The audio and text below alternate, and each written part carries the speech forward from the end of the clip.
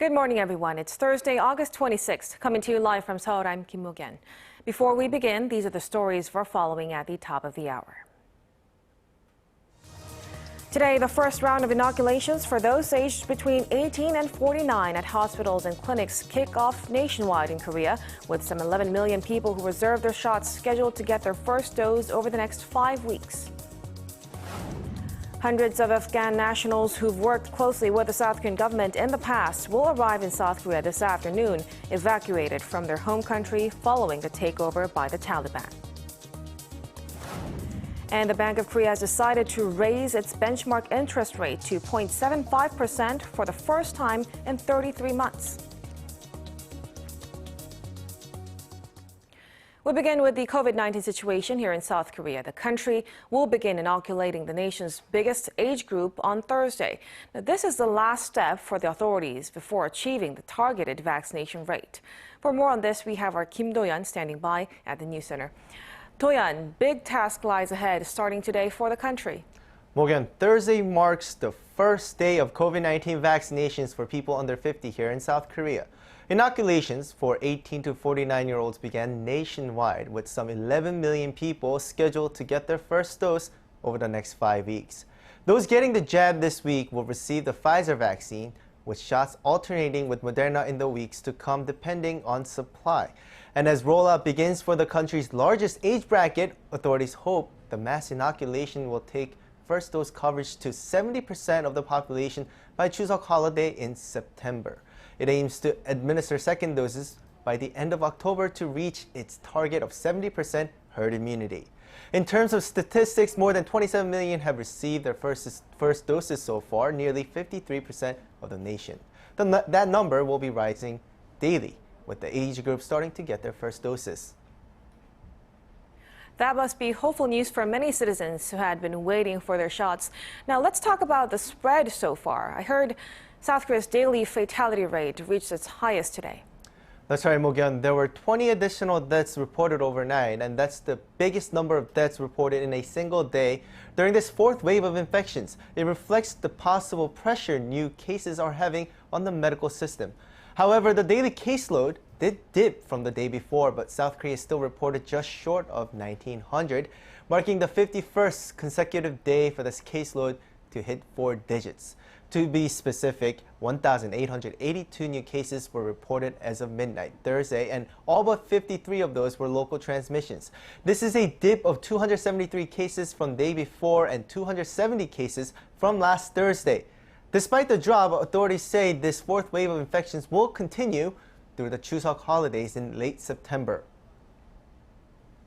Now going elsewhere, after reporting a continual increase in new cases over the past 2 months, the World Health Organization now says global COVID-19 cases seem to be flattening out. The WHO adds the more transmissible Delta variant has now been identified in over 160 countries.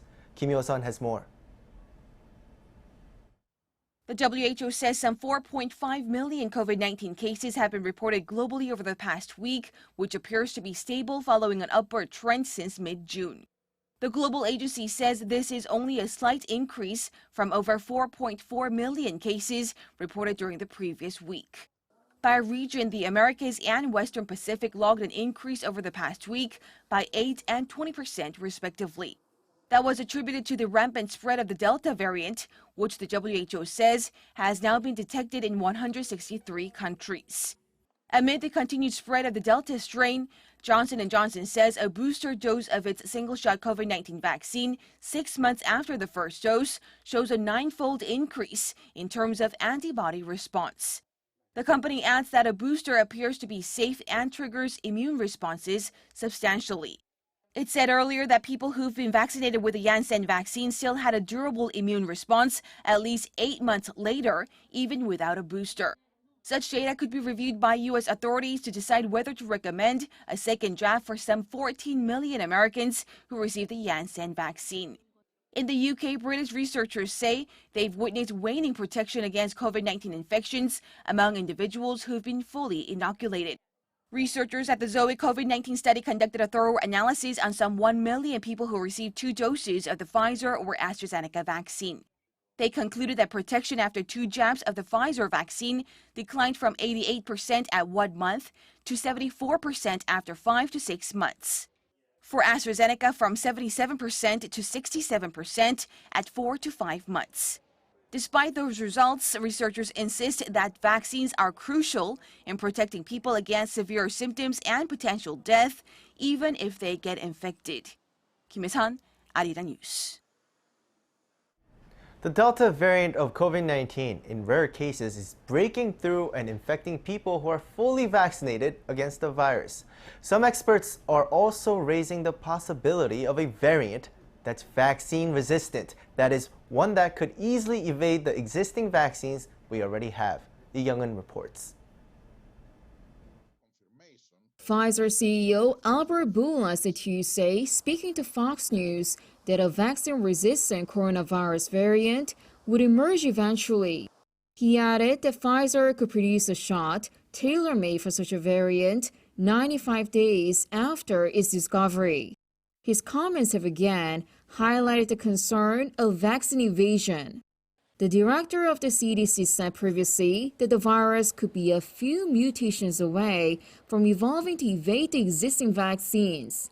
Recent studies also suggest a drop in vaccine efficacy following the emergence of the more transmissible Delta variant. The CDC says vaccine effectiveness among frontline medical workers dropped to 66% after Delta became dominant, compared with 91% before. The study is in line with the findings from Israel and the UK, where the dominant Delta variant is causing a surge in cases despite their high vaccination rates. But all this has to be considered in view of the facts that vaccine effectiveness can wane over time and that the original efficacy estimates could have been inaccurate. And most importantly, how the mutation would unfold is largely unpredictable. Theoretically speaking, it is possible for the virus to become vaccine resistant as it goes through further mutations. But at the same time, it might not because we cannot predict the pattern of mutations. What we can do at this point is to prepare for the worst. Those efforts would include making it less likely for such variants to emerge. And since the virus mutates as it circulates through the population, those chances can be reduced through distancing and vaccinations. Lee Young-eun, Arirang News.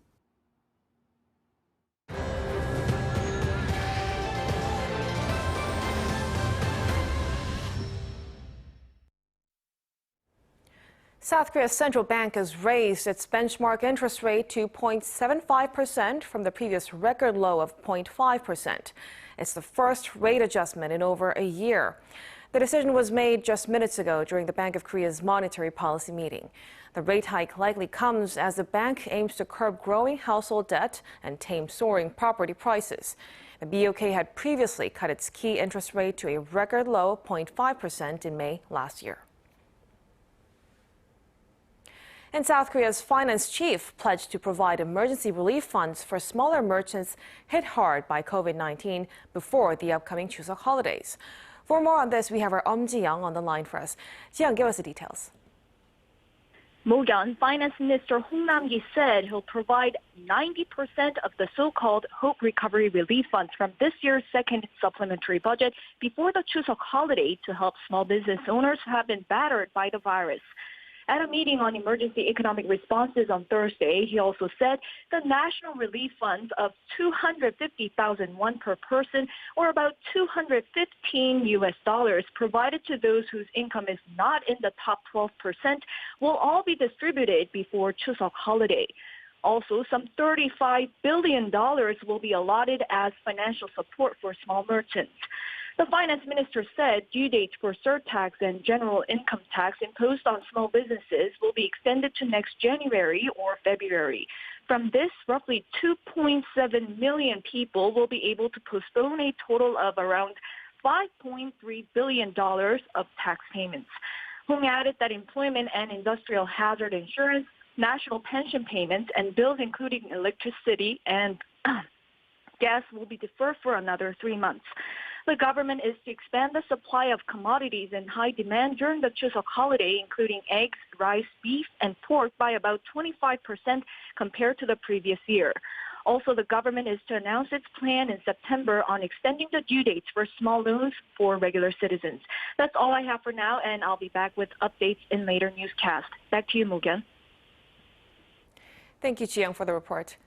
Now, the South Korean government is set to announce a special counterplan designed for younger people worth over $17 billion. It includes support in 5 different areas, including jobs, education, and housing to help younger people amid the pandemic-hit economy. The plan also includes college tuition aid for those in the bottom 80% income bracket and who are the 3rd child in the family or younger.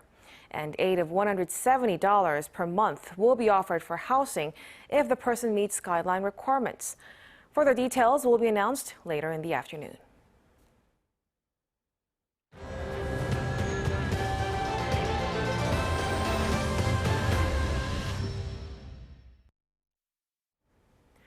Hundreds of Afghan nationals who've worked closely with the South Korean government in the past will arrive in South Korea this afternoon since being evacuated from their home country. This comes as the international community is scrambling to get their respective nationals and certain locals out following the Taliban's swift takeover of Afghanistan. Our Yoon Jung-min reports. A total of 391 Afghan nationals are due to arrive at South Korea's Incheon International Airport on Thursday on board Korean military planes after a stopover in Islamabad. They are people who have worked with the Korean government in the past, along with their families, reportedly including 100 children. All of them were safely evacuated from Kabul to Islamabad on Wednesday. Originally, 427 locals needed to be brought to Korea, but 36 of them have reportedly decided either to stay or move to a 3rd country. It was South Korea's first mass evacuation of foreigners out of another country. The Korean government says these people have worked with South Korea for years in Afghanistan at the embassy, hospitals, and vocational training centers. They asked the local Korean embassy for help due to concerns about the Taliban's possible retaliation. President Moon said that it is a must to carry out this moral responsibility to Afghans who have helped us, and that it is meaningful. He said he thanks the Korean people for their understanding and cooperation. The ministry says the Afghans will not be given refugee status, but instead will be treated as people with special merit. Upon arrival, they'll first be tested for COVID-19 and will reportedly be sent to local government facilities in Chungcheongbuk-do province. Sources say the Korean government has been closely communicating with friendly countries, including the U.S., for that mission. And because it was almost impossible to get into Kabul airport due to the massive crowds, the U.S. reportedly came up with the idea of using local buses to help the evacuees get in.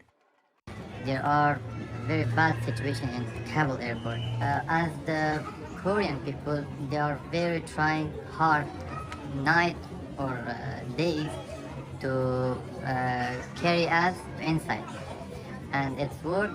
I want to say thanks for all of the team of Korean people in Kabul. Because private planes were not able to enter the country, Korea sent military planes to Pakistan on Monday and have traveled back and forth several times from Islamabad to Kabul to transport the Afghans. Yoon Jung-min, Arirang News. With the August 31st deadline to withdraw troops getting closer, the United States is ramping up its evacuation efforts in Afghanistan, with 19,000 people evacuated in a 24-hour period. Meanwhile, China and Russia held talks over the phone where they agreed to respect Afghanistan's sovereignty, but also to work against terrorism and drug smuggling. Choi Min-jung with the details. Thousands of Americans and Afghans have left Afghanistan with less than a week left before the United States completes its evacuation operation. According to the White House on Wednesday, around 19,000 people were evacuated from the country in a single day. This brings the total number transported out of Afghanistan to more than 82,000 since August 14th, when the Taliban seized the capital, Kabul. People were airlifted on 90 U.S. military and coalition flights. The U.S. is ramping up its evacuation effort as it aims to withdraw its troops by August 31st. However, according to the Pentagon, there are still some 10,000 people waiting at the Kabul airport to leave. Most of them are Afghans. Meanwhile, the leaders of China and Russia held talks over the phone on Wednesday to discuss the Afghanistan crisis. According to Chinese state media, Chinese President Xi Jinping and Russian President Vladimir Putin both agreed to respect Afghanistan's sovereignty. Xi said he supports the policy of non-interference in Afghanistan's internal affairs, and Putin added that Russia is willing to cooperate with China to prevent foreign forces from interfering and destroying Afghanistan. The Russian leader also said that both countries can work towards preventing the spillover of security risks by combating terrorism and drug smuggling. There are also growing concerns over the Taliban's seizure of weapons. Russia's Interfax news agency reported that the Taliban captured more than 100 helicopters made for the Afghan Air Force. But the country's arms exporter did say that the Taliban will not be able to operate the helicopters as they require repair. Russia's defense minister on Tuesday also voiced concerns, saying that the group has captured hundreds of war vehicles along with planes and helicopters. Choi Min-dong, Arirang News. North Korea has again criticized the South Korea-U.S. joint military drills as they're set to conclude in the coming hours. A North Korean propaganda website on Thursday called the exercises an act of ignorance intentionally carried out to worsen the security situation on the Korean peninsula. It added the simulations are petty excuses to invite foreign forces over the peace-shattering and intrusive criminal actions. The combined command post training, comprised of computer simulation exercises, was held over 9 days, excluding the weekends, and were scaled down from last year in light of the pandemic. The drills are deemed vital in preparing for full operational training, an integral part of the anticipated conditions-based transfer of wartime operational control from Washington to Seoul. South Korean President Moon Jae-in held a summit in Seoul on Wednesday with his Colombian counterpart. Officials say the leaders discussed ways to develop bilateral ties and cooperate in the post-pandemic era. Our senior Blue House correspondent Kim Min-ji reports. South Korea and Colombia will be bolstering their cooperation in the digital and environmental sectors to achieve economic recovery in the post-COVID era. President Moon Jae-in on Wednesday held a summit with his Colombian counterpart Ivan Duque at the Blue House, his first in-person sit-down with a leader from a Latin American country since the pandemic began. Presidents Moon and Duque agreed to expand comprehensive and forward-looking cooperation, with next year marking 60 years of diplomatic relations.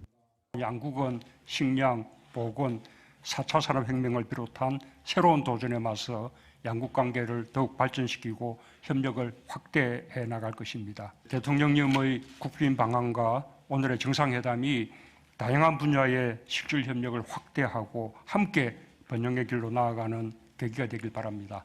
감사합니다. The two sides launched a free trade deal in 2016 and since have increased their bilateral trade and investment. Moon asked for Colombia's interest and support to enable South Korean companies to participate in infrastructure projects in the Latin American country, which Duque welcomed, noting Seoul's outstanding technology.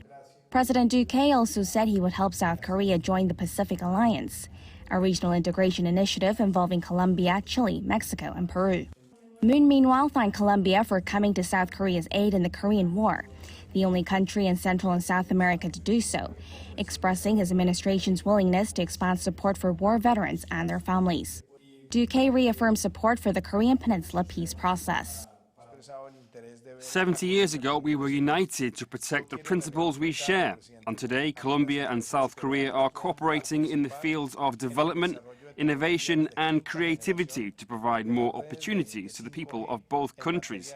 I believe that state-of-the-art technologies like 5G will become an arena for win-win cooperation between the two sides.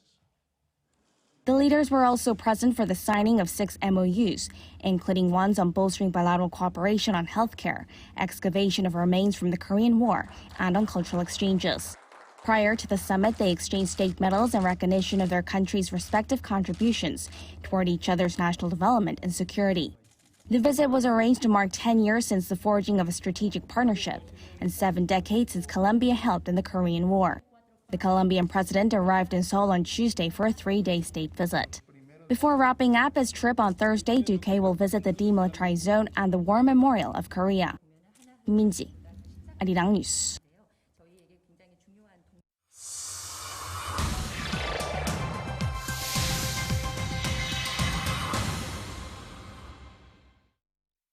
Let's take a look at what's going on in the world now. It's been 30 years since the release of the famous Nirvana album titled Nevermind. The album made all the more famous thanks to its iconic cover showing a naked baby underwater. The baby on the cover is Spencer Elden, now 30 years old, and filing a lawsuit against the band, alleging he was a victim of child pornography. While non-sexualized nude photos of infants are generally not considered child pornography under law, Elden's lawyer argues the inclusion of currency in the shot makes the baby appear like a sex worker. This refers to the digital imposition of a dollar bill on a fish hook that the baby looks like he's trying to grab. Many say the cover was considered a rebuke of capitalism. Elden is asking for at least $150,000 from each of the defendants, made up of the surviving band members and the photographer. Afghan singer Ariana Saeed, who used her international fame to amplify calls for women's rights, shared the story of her escape from her homeland as the Taliban took control of Kabul. Saeed says she and her fiancé made reservations on a commercial flight scheduled for August 15th, the day the Taliban entered Kabul. The overcrowded commercial flight never took off, but she was able to fly out of the country on a U.S. military plane a few days later. But the moments leading up to the escape was anything but easy. So we're driving and we passed through about 5 Taliban checkpoints. One of them actually stopped our car, and it was like 11 at night, and one of them, he just put a light through the car, and the minute that he saw me with the little boy, and obviously I was covered with a hijab, he could only see my eyes, and I was wearing glasses as well. It was just terrifying. And finally over to Washington, where House Democrats voted to move forward with President Joe Biden's top legislative priorities after resolving a massive standoff. The House voted 220 to 212 on a key procedural motion to instruct committees to write the massive spending bill, which can pass both congressional chambers without any Republican support. In response to the vote, Biden called it a progress toward passing his proposals and securing a historic investment that's going to transform America, cut taxes for working families, and position the American economy for long-term economic growth. Meanwhile, lawmakers insisted that the $550 billion infrastructure bill, which was voted for earlier, moves forward and is signed into law before they begin crafting the larger bill. 이승재, Arirang News.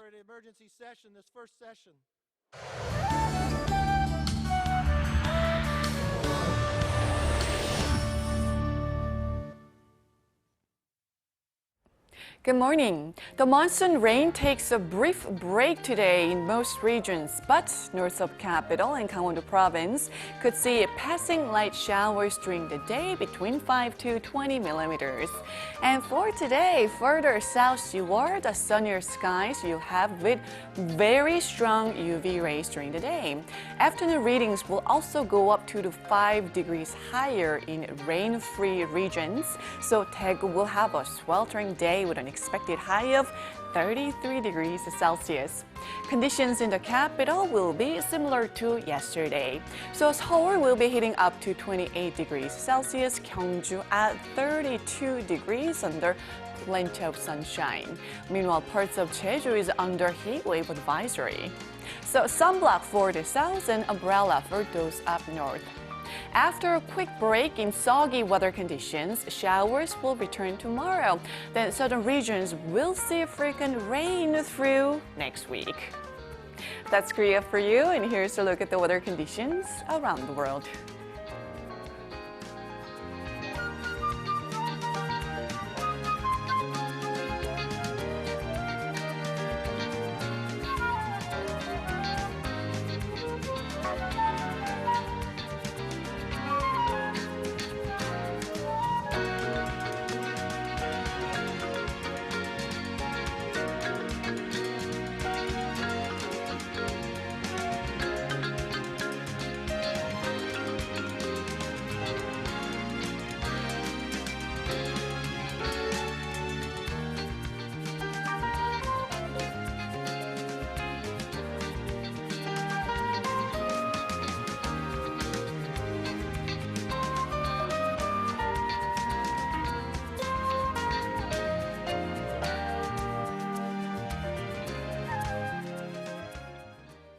And that will do it for us at this hour on Arirang News. We'll be back with our next newscast at noon Korea time, so stay tuned. Thank you for watching and goodbye.